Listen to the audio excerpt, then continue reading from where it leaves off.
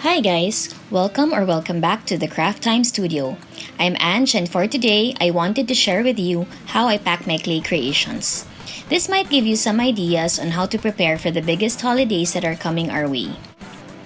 If you stick around, you will also be able to get some freebies, my early Christmas gift to the crafters who watch my channel. When I pack, I start with one of the last things that I put on, which is my tag. I make my own tags using sheets of mailing sticker, metallic watercolor paints, a wide paintbrush, and some water. So first, I dip my brush in some water and brush it along each sticker. It's not supposed to be soaking wet, but just wet enough so that I won't have a hard time spreading my watercolor.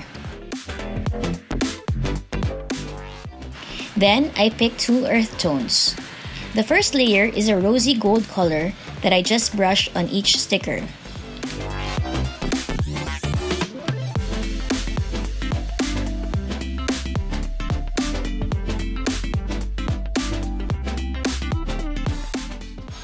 My next stroke is dipped in copper color. As you can see, I really loaded my brush so that I could get those rich metallic colors.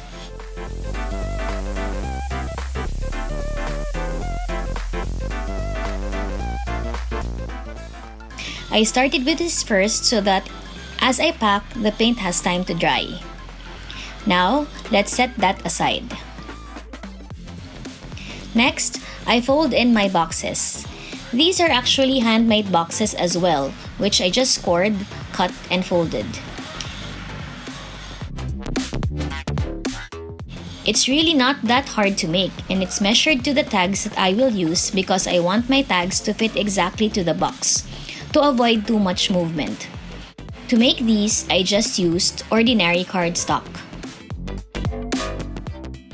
To secure all my folds, I use a stapler to hold the sides of the box in place.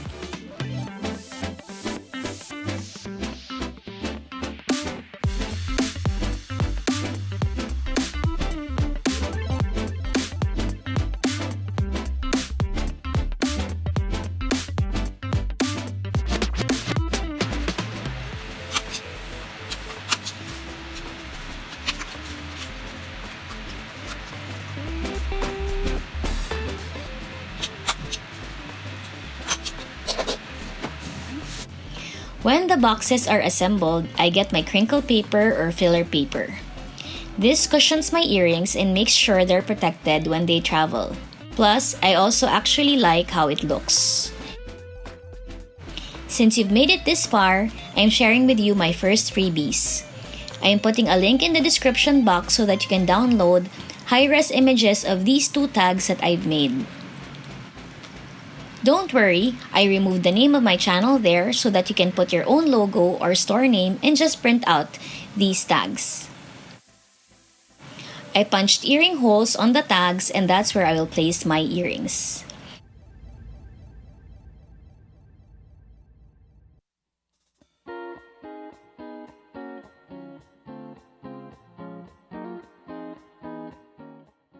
If I am putting dangling earrings, I also put a plastic stopper so that I'm sure my earrings won't come off when it's delivered.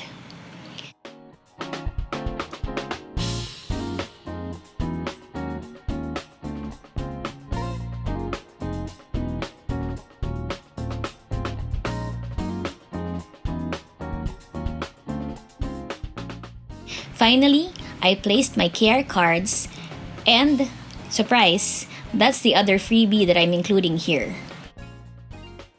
It's also good to have care instructions on your pieces so that the person on the receiving end will know how to keep and care for their items correctly. I'm showing you a close-up of all the steps that I've done. For a handmade business, it's important to have these things because it shows to your clients the detail that goes into everything that you do. This is especially important if you're starting out and want to make a good first impression.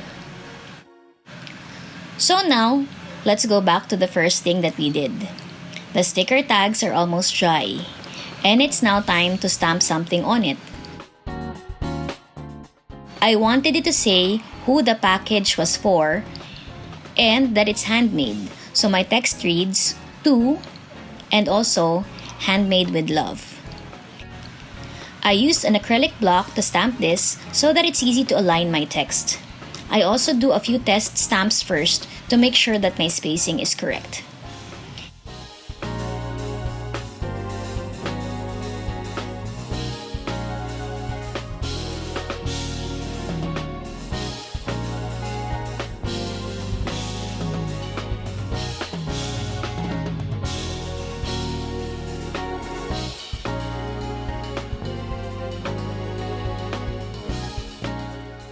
These are my finished tags. I know it's not shimmering on screen, but in person, these metallic watercolors are shiny and iridescent.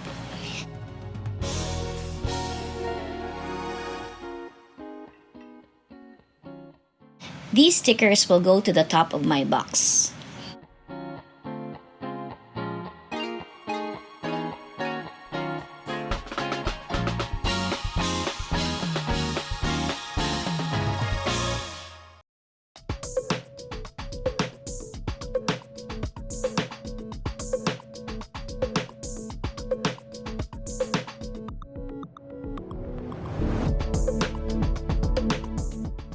And finally, we are ready to tie the package up.